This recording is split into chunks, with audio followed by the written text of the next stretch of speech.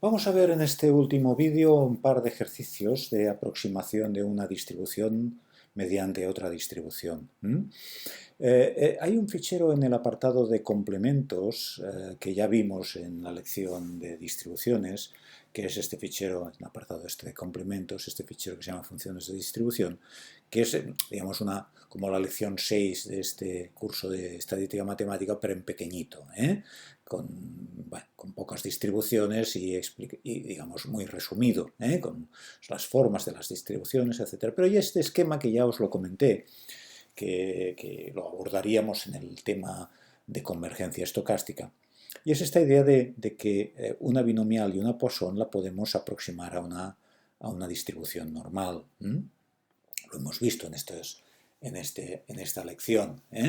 Pero fijaos que si la lambda se hace grande, considera por mayor de 10, ya se puede aproximar perfectamente a una campana de Gauss con un error muy pequeño. Y lo mismo pasa con una binomial si la n es mayor que 30 y la p está entre 0,1 y 0,9. ¿Qué ocurre si no está entre 0,1 y 0,9? La p es menor de 0,1 o es mucho mayor, o es mayor que 0,9, es una p muy grande. Lo más habitual es que sea una p pequeña, menor de 0,1 en todo caso. Bueno, lo que ocurre es que en estos casos estaríamos en esta situación y, digamos, la convergencia a la normal es mucho más lenta. Y pasa por una especie de estadio intermedio que podríamos llamar que se parece mucho a una Poisson. Y por eso, cuando la n es mayor de 30 y la p es muy pequeña o la p es muy grande, si coges la lambda como n por p, y esta lambda todavía no es superior a 10, bueno, puedes trabajar como si fuera una Poisson y calcular áreas de esta binomial con una Poisson. Entonces este esquema, que ahora lo vemos muy sencillo después de haber visto todo lo que hemos visto de distribuciones y de convergencia estocástica, esto es un tema pues, importante porque tiene muchas aplicaciones. Y lo vamos a ver en dos ejercicios. Uno es este, mirad, de la probabilidad de que un individuo con problemas respiratorios que acude a un servicio de urgencias padezca la enfermedad A es esta, muy pequeña, una probabilidad muy pequeña. En cambio, la probabilidad de que padezca la enfermedad B es 0,2, muy grande, mucho más grande. Si al cabo de un mes se han atendido 500 pacientes en este servicio con problemas respiratorios, se pide la probabilidad de que el número de los que padezcan esta enfermedad sea inferior a 4, o sea, la probabilidad de que sea menor que 4 el número entre estos 500 que hayan padecido la enfermedad A. Y B, o apartado segundo, la probabilidad de que entre 500 atendidos como mínimo 120 padezcan la enfermedad B. ¿De acuerdo? Bien. Fijaos que tenemos que la enfermedad A tiene esta distribución binomial y la enfermedad B tiene esta distribución binomial. Clarísimo, son Bernoullis, tener la enfermedad A o no tener la B o no tenerla, es una Bernoulli cada una de ellas. Y ahora me preguntan la probabilidad de que X sea menor que 4, menos de 4, dice que sea inferior a 4, o sea, lo mismo que sea la X, esta variable X, del número de personas entre los 500 que tengan la enfermedad A, es que sea inferior igual a 3. Esto es exactamente lo mismo. Como n es mayor que 30 y la p es menor de 0,1, podemos aproximar la distribución, esta binomial, a una Poisson de parámetro 2,5, que es el producto de n por p. Por lo tanto, podemos calcular esta probabilidad haciendo el cálculo o así, o mirando en las tablas como vimos en su momento. Pero fijaos que hemos calculado la probabilidad de una binomial mediante una Poisson, porque realmente la aproximación es extraordinaria, es muy grande. Y la segunda pregunta me dicen la probabilidad de que sea la enfermedad de haya 120, padezcan como mínimo 120, como mínimo quiere decir 120 o más. Por lo tanto, es la probabilidad de que X sea mayor o igual que 120. Como n es mayor que 30 y la p está ahora entre 0,1 y 0,9, fijaos que ahora estamos aquí, estamos en esta situación de aquí, Ahora ya sí que puedo aproximar la distribución binomial, la puedo aproximar a una normal. Y es cuando, si cogemos el problema, pues empezamos a hacer los cálculos que estamos habituados a hacer en una campana de Gauss. ¿De acuerdo? Fijaos, cogemos. ¿Qué normal será? Pues la normal, 100, la lambda es 100, ¿de acuerdo?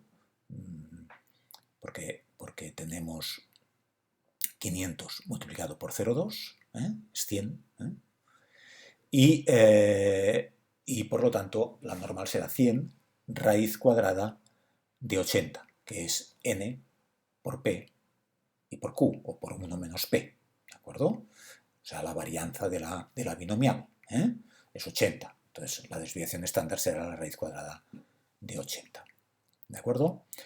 Bien, entonces, tenemos, por lo tanto, la probabilidad de que x sea mayor o igual que de 120 es, ahora normalizo esto, hago que le resto el 100 y divido por 80, y aquí lo mismo.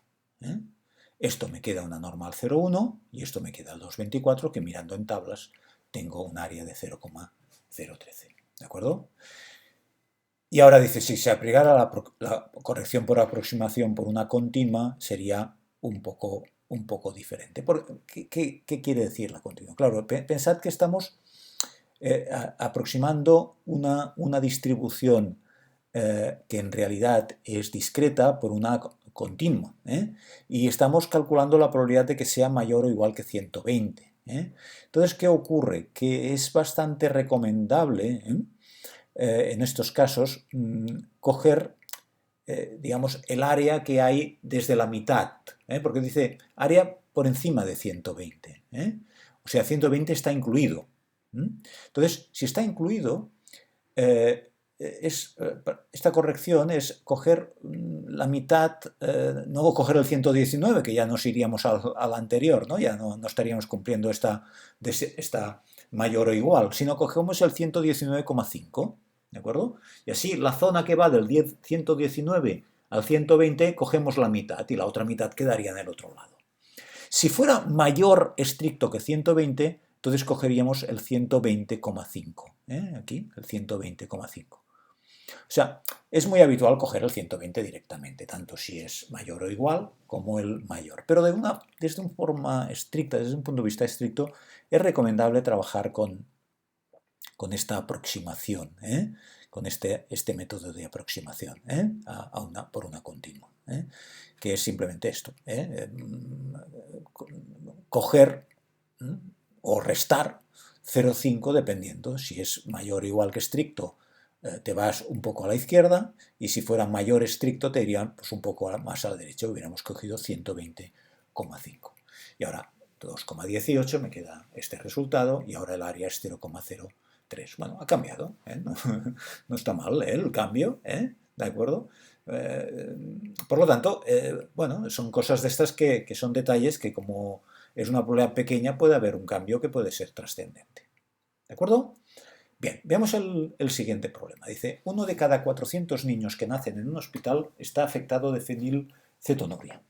Se pide calcular cuál es la probabilidad de tener entre 3 y 5 niños con fenilcetonuria en un total de 800. Fijaos que tenemos una probabilidad de 1 partido por 400. Esta es la probabilidad, 1 de cada 400 niños tiene este problema.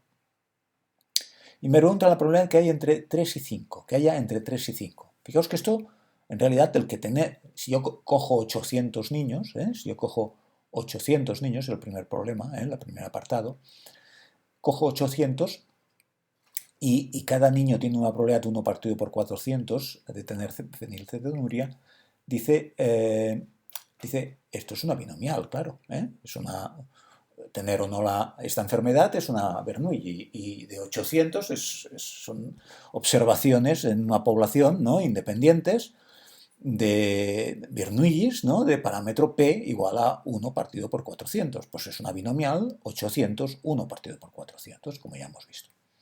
Pero como la n es mayor que 30 y la P es muy pequeña, es menor de 0,1, bueno, hacemos el producto y nos queda una Poisson de parámetro 2.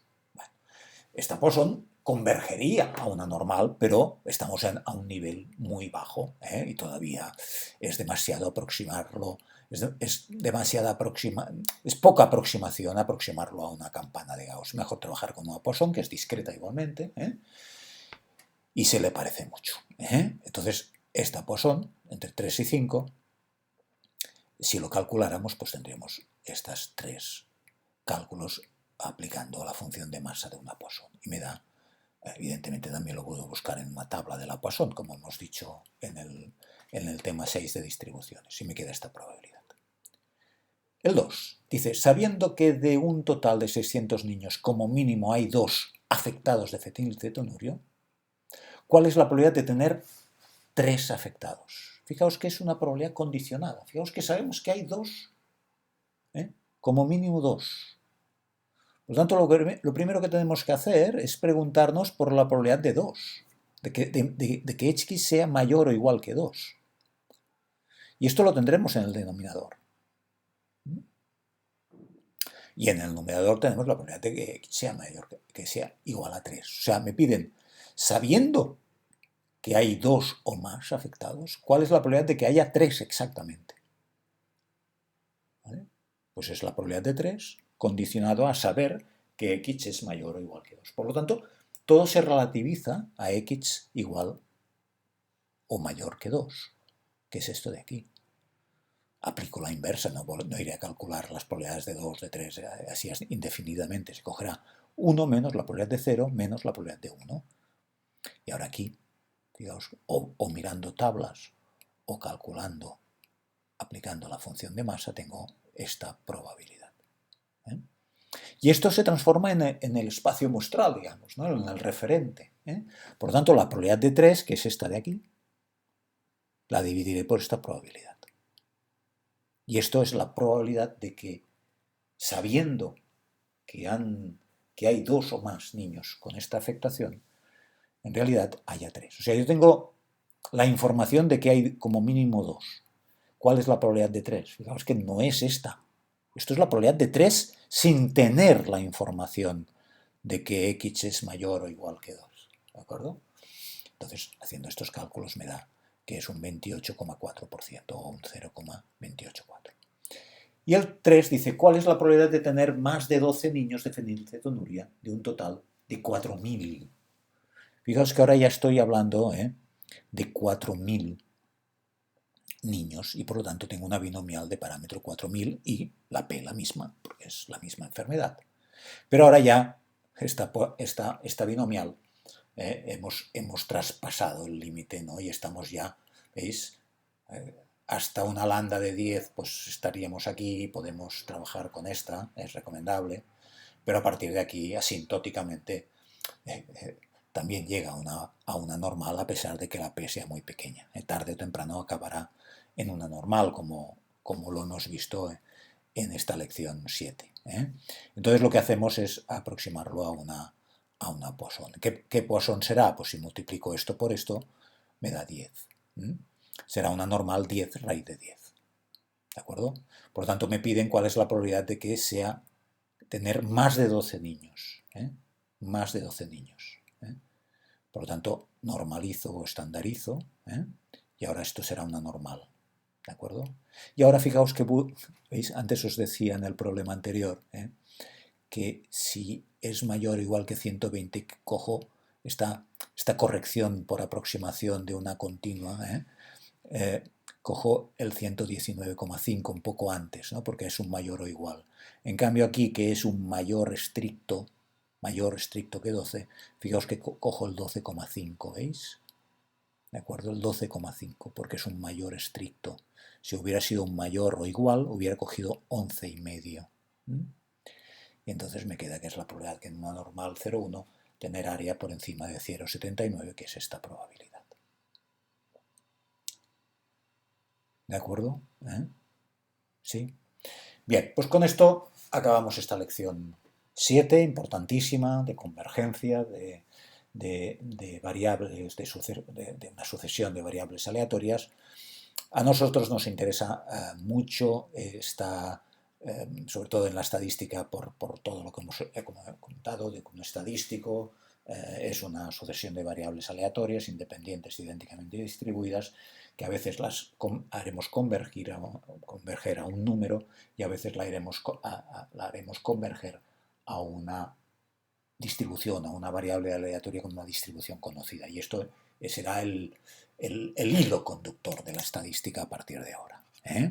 Aquí hemos visto ejemplos de uso de distribuciones para sustituir a otras que también utilizan resultados que hemos visto en esta lección, pero el interés en estadística va a estar especialmente en lo que veremos en la lección próxima ya con muestreo y así sucesivamente, porque la estadística va de esto, de manejar estadísticos, manejar muestras y manejar estadísticos y tomar decisiones mediante o estimación puntual, que llamamos estimación por intervalos o contrastes de hipótesis. Y esto será el motivo de las lecciones que vendrán a continuación, que son ya, podríamos decir, propiamente estadísticas, a pesar de que la probabilidad que hemos visto es una probabilidad que, como os decía yo desde el principio, es una moneda de dos caras, ¿no? Una probabilidad está en una cara y la estadística está en la otra, y se necesitan íntimamente las dos. ¿De acuerdo? Bueno, pues muchas gracias.